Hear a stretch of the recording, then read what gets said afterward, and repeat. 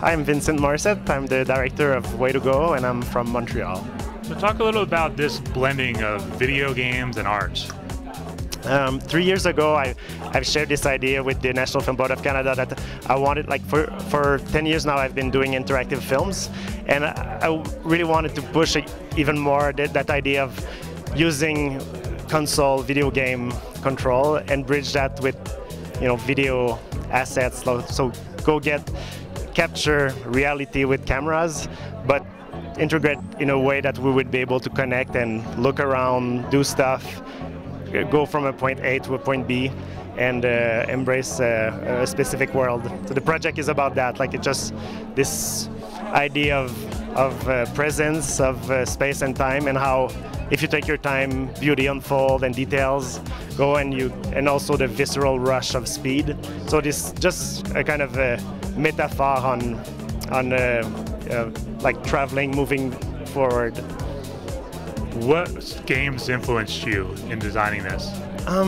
Like I played a lot when I was younger, and then as a teen I've stopped. But earlier, like the games that were really rich in their environment, in the aesthetic, were the one that I preferred more than like the challenge and having to be good or like kill the boss or so.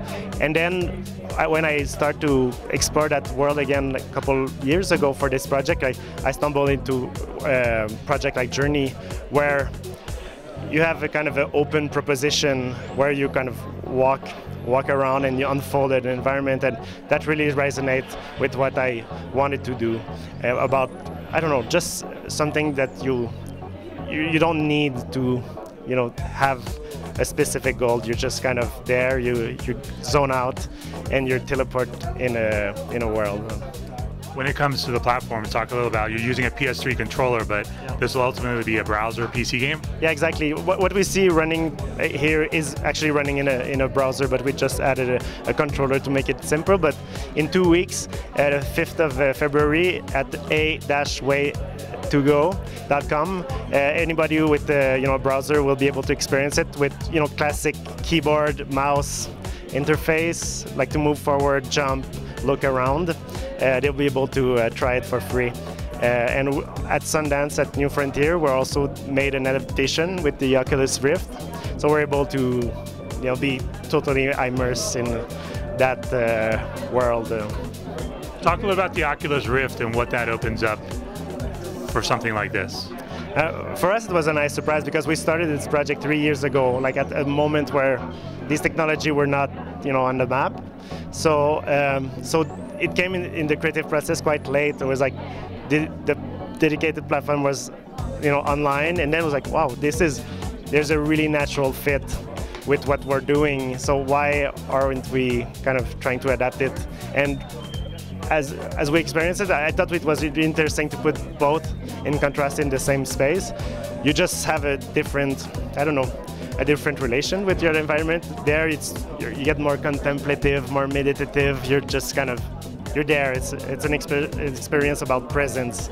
Here, you're more in the action, in the act of following and moving forward. So this kind of interesting, difference between, it's the same assets, the same visual, the same interaction, but just by changing the canvas, it changed the way the spectator relate to it in a way that I cannot really describe, but in a cool way.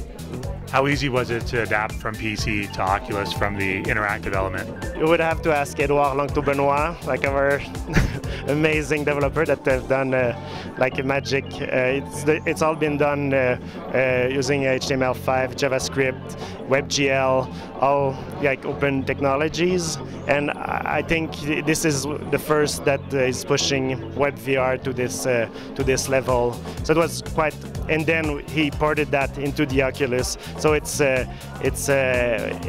incredible what Edouard has been able to achieve.